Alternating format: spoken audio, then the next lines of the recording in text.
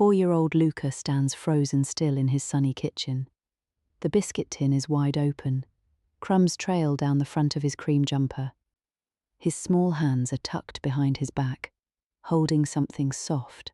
Footsteps. Mum walks in slowly, mug in one hand.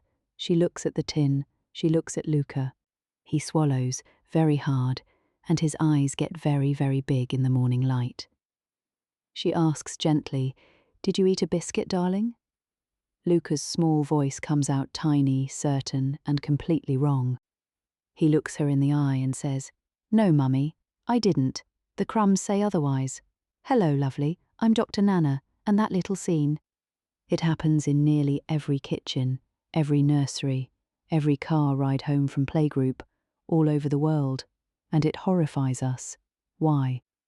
Why does a 4-year-old you adore, who you've cuddled and read to and taught right from wrong since birth, suddenly look you straight in the face and tell you a complete lie?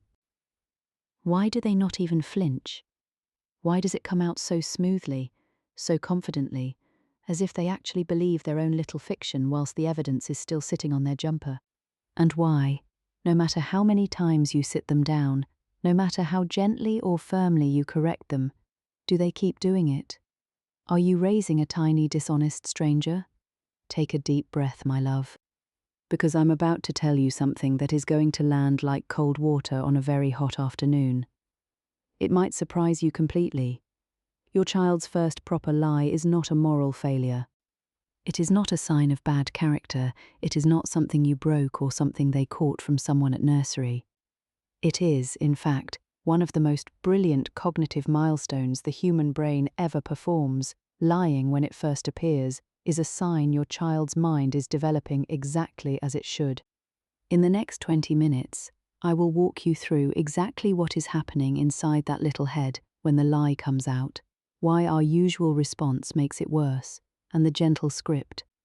The gentle script that turns a lying child into a truth-telling one, without shouting, without shame, without that horrible feeling of "what kind of person am I raising?" sitting in your chest. Let's begin with what we are actually looking at, because the word lying is far too big a word for what your little one is doing. Lying is not one single behaviour. Lying actually changes shape as the brain grows. The lie of a 2-year-old looks nothing at all like the lie of a 5-year-old, and the lie of a 7-year-old has very different aims entirely. At 2, your child does not really lie. They test. They knock the cup off the high chair, look at you with sparkling eyes, and ask, "Did Mummy do that?" That is not deception. That is your toddler running an experiment. They are asking, if I put words into the world, do those words become more real than what just happened in front of you? That question is everything. At 3, the brain shifts.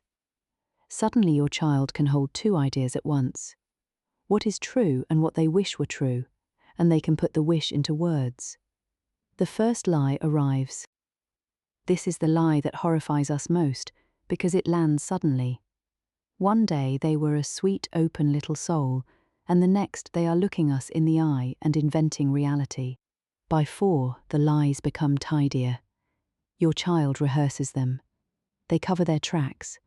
They stop blaming the dog and start saying, "I don't know," when you ask who scribbled on the wall. At 5, something quite remarkable happens. Your child begins to tell pro-social lies, the polite kind. They say, "I love it, Granny," when they unwrap a jumper they hate. They are managing feelings. By 6, the lies become social tools. Your child lies to peers to look cleverer. Your child lies to siblings to win games. Your child lies to teachers to avoid embarrassment in front of class. And at 7, the brain reaches a level that is genuinely astonishing. Your child can now predict that other people will lie for reputational reasons. Lying becomes part of how they understand other minds. Now you are watching this unfold, and what you feel is panic.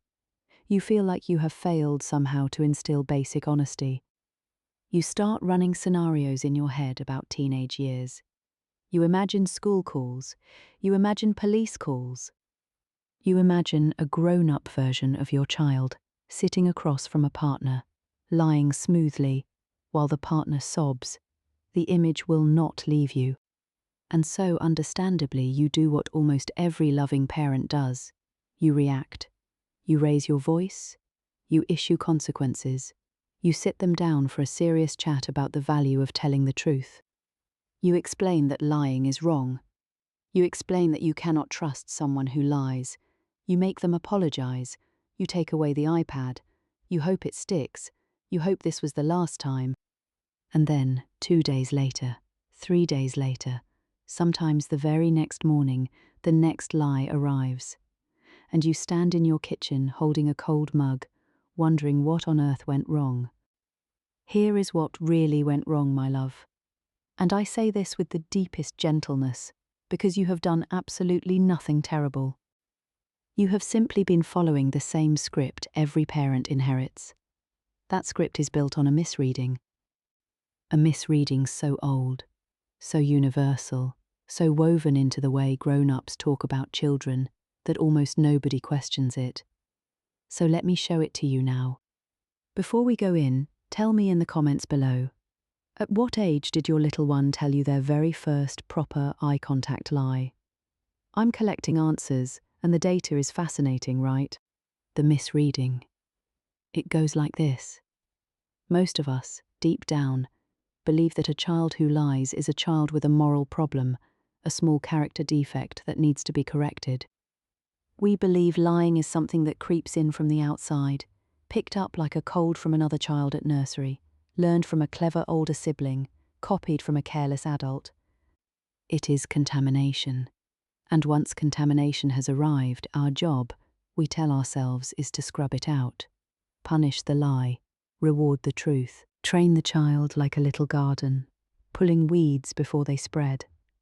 That entire framework, my love, is incorrect. It is not just slightly off, it is upside down. It causes us to react in the way that strengthens the very behaviour we are trying to remove, because lying is not contamination. Lying is construction. It is something your child's brain builds from the inside, using the same cognitive tools we will spend the next 15 minutes celebrating. Yes, celebrating. And the children who arrive at lying earlier, more fluently, more convincingly, are not the children most likely to grow into dishonest adults. They are, on average, the children with the strongest cognitive engines. I know that sentence will land oddly. So let us go inside the brain, slowly and gently, and I will show you exactly what is happening when your 4-year-old looks at you with crumbs on the corner of their mouth and says with full conviction, "I didn't eat a biscuit." Because once you see what is happening, my love, you will never react the old way again. I promise, stay with me. The next bit gets a little strange, and most parents stop right here. Don't stop. The piece that comes next will quietly change the next 10 years of your parenting. Inside your child's small little skull, 2 enormous things are happening at exactly the same moment, and they have to happen together for a lie to be possible. 2 ingredients, let us name them. Ingredient 1 is called theory of mind. It is the moment your child first understands deep in their bones that what is in their head is not the same as what is in your head. You and I take that for granted. We forget that to a baby, the world is one shared mind. Mum knows what I know, Mum sees what I see, there is no separation yet. Then somewhere between 3 and 4, that wall goes up.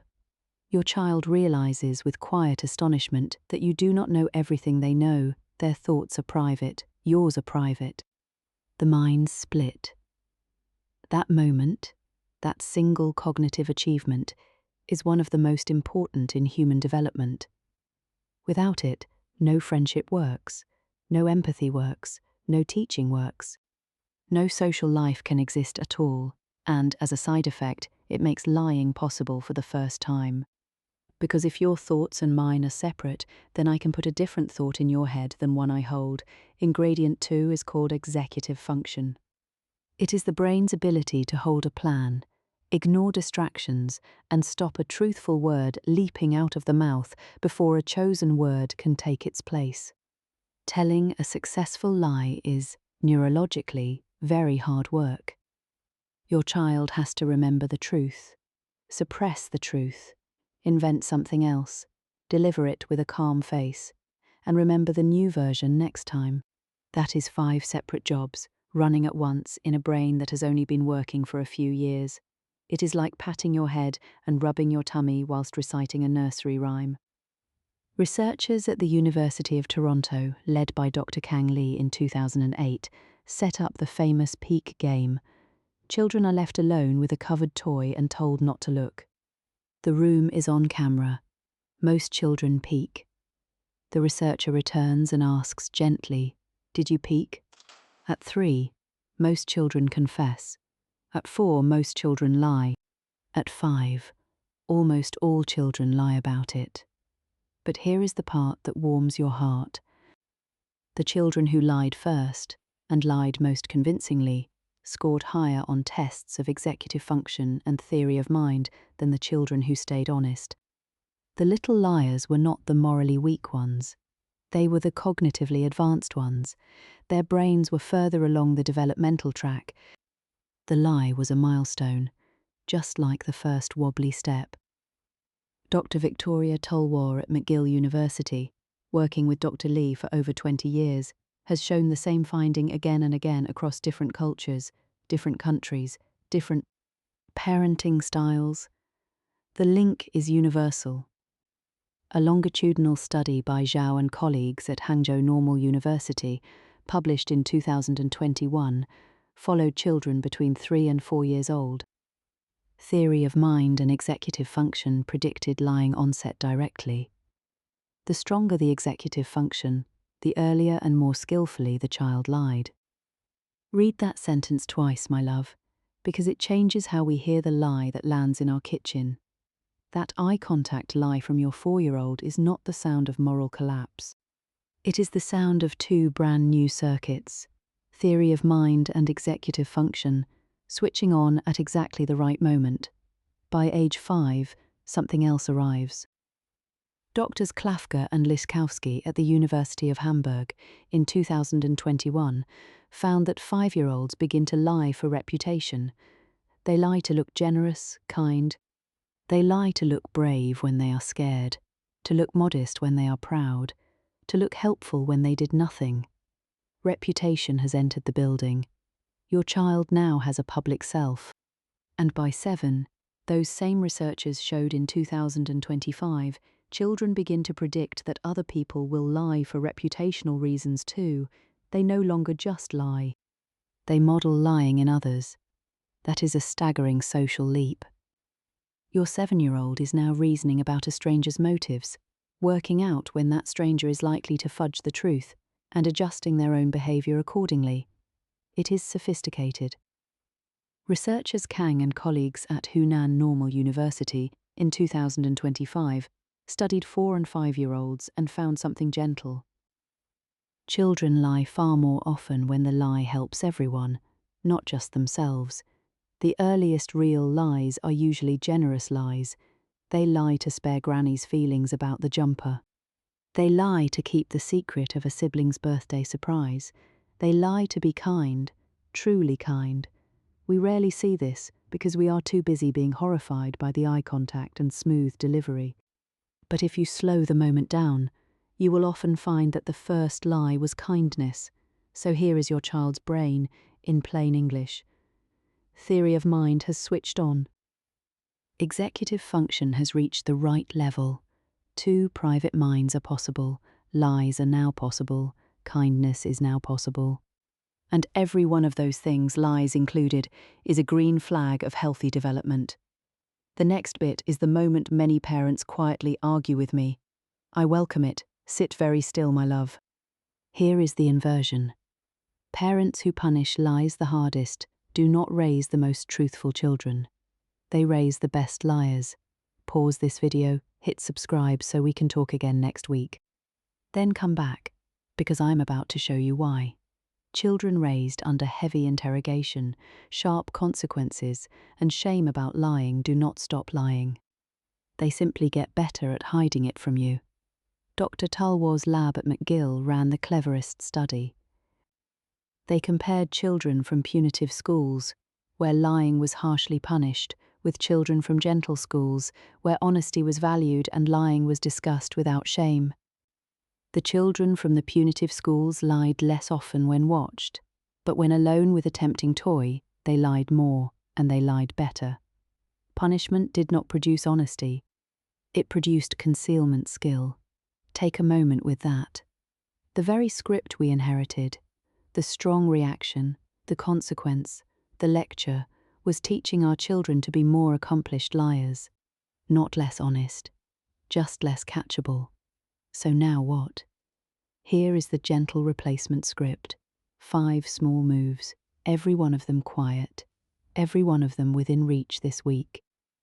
Step 1, my love, is the hardest, because it asks you to stop interrogating. When you walk into the kitchen and see crumbs on a jumper and the biscuit tin open, you already know what happened. Asking, "Did you eat a biscuit?" puts them in a corner. A cornered child, with a brand new lying brain, will reach for the lie. You have not investigated. You have invited. So we stop investigating with questions whose answer we already know. We narrate instead. Step 2 is to name without shame. Instead of "Did you eat a biscuit?" try, "I see crumbs on your jumper, and the tin is open. Looks like someone wanted a biscuit before tea." Notice what you have done. You observed. You did not accuse. You did not ask. You gave your child somewhere to walk into, instead of a wall to bounce off. The answer comes more easily. Step 3 is to make truth-telling cheaper than lying. This is the part most of us have backwards. We make lying expensive, with consequences, but we make truth-telling expensive too, with consequences. The math fails. A child, brand new at lying, will weigh the cost of telling the truth, "I did it," against the cost of the lie, "I didn't." If both lead to punishment, the lie is the cheaper bet. So we change the math. When your child tells the truth, even if the truth is "I did the bad thing," the truth itself becomes safe. You thank them for telling you, genuinely, out loud. You can address what happened gently, but the act of telling the truth must be celebrated like a milestone, because biologically it is one. It costs your child more to tell it than you realize. Step 4 is the "I notice" technique. When you suspect a lie has just landed, do not press. Do not say, "Are you sure?" Do not narrow your eyes. Just sit beside your child quietly. And you say, gently, "I notice this is hard to talk about. I'm not cross. I just want to know what really happened, so I can help you." Take your time. Then you wait, quietly. Most children, given a soft landing instead of a sharp one, will revise the story within a minute. Some will take longer. A few, on big things, will take a day. The wait is work. Step 5 is the repair conversation. Once truth has arrived, we do not move on. We do something quietly powerful. We name the moment back to them. "You told me what happened. That was brave. I know that was hard. Thank you. Now, let's sort out what to do next, together." Notice the word "together." It signals that lying does not mean isolation. Truth keeps you on the same side. That is the whole script. Stop interrogating, name without shame, make truth cheap, use "I notice," repair together. 5 small moves, repeated calmly across small lies of childhood, build something quite extraordinary by age 7. Now you're probably thinking, what about the moments when I lose it? What about the days when I'm exhausted, and my 4-year-old lies about the sticker on the wall and I just snap? What about the times the lie is enormous, dangerous, properly serious, and the gentle script feels too soft for the size of the situation? Those questions are good questions, and they deserve a real answer. So I want to give you permission. Permission to not get this perfect. Permission to lose your temper sometimes and repair afterwards. Permission to be a real person raising a real child, not a textbook. Because here is what the research shows. It is not the single response that shapes your child. It is the pattern over 1,000 moments. Miss 10, Get the next 10 right. The pattern wins. Tell me in the comments, my love, which of those 5 moves felt most difficult? Which one bumped into the way you were raised? I read every comment, and I learn from every single one. Now, let us walk forward in time, because the small moments we just talked about are not small at all. They braid together into something that shapes who your child becomes at 12, 20, 40. By age 7, children raised on the gentle script tend to volunteer the truth even when they could get away with the lie. Not because they fear consequences, but because the truth genuinely feels safer. By age 12, those children navigate the strange waters of secondary school with a quiet superpower. When something hard happens, a friend in trouble, a mistake at school, they bring it home. They tell you. The children raised on the harsher script also reach age 12, but they have learned a different lesson. They have learned that home is not the place to bring hard truths. They take them elsewhere. They take them to friends who do not yet have the wisdom to help. They take them to the internet, which has none of your warmth. They take them inward, where the worry quietly grows. By the teenage years, you can feel the difference at the dinner table. The first kind of household has tense moments, of course, because adolescence is adolescence, but the door stays open. The talking continues. The second kind of household has a different quality of silence. The teenager is fine when asked. School is fine. Friends are fine. Everything is fine. The fineness becomes its own kind of locked door. And by adulthood, the script you wrote in those small kitchen moments has become an inner voice. The first kind of adult, when life goes wrong, reaches for the people who love them, they tell. The second kind of adult, when life goes wrong, performs, they put on a smile. They say, I'm fine, to colleagues, partners, parents, and sometimes to themselves, until the performance breaks. We know the cost. This is why the small moves matter. When you choose today to put the biscuit tin question down and replace it with a gentle observation, you are not saving today. You are writing a relationship. You are telling your child, in language deeper than words, that the truth has a place to land in your home. That place is your face, your voice, your available presence. That is the gift. You do not need to be perfect to give it. You only need to choose it more often than not. The pattern is the practice. The practice is the parenting, and the parenting is everything. Here is the moment I want you to hold when the next lie lands at the kitchen counter. Look at your child. Take a breath. Remember, what you are seeing is no failure of character. What you are seeing is 2 beautiful, brand new circuits switching on. A whole human mind learning that other minds exist, learning that words shape worlds, learning that you can offer another version of reality. Astonishing. Then, knowing all of this, you choose your response. You choose softness, narration, the gentle script, and you watch over weeks and months as your child learns that home is the safe place to land. The safe place to land with crumbs on a jumper, with a scribble on the wall, with a broken vase, with a missing toy, with the secret a teenager one day needs to tell you.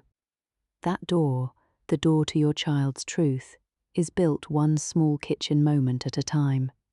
Each time you choose the gentle script, you put a hinge on it that will hold for life. So tell me, in the comments, what age is your little one, and what was the last lie they told you? I want to hear it. Share this with another parent who needs it today. And if Dr. Nana's voice helped you breathe a little easier today, click subscribe.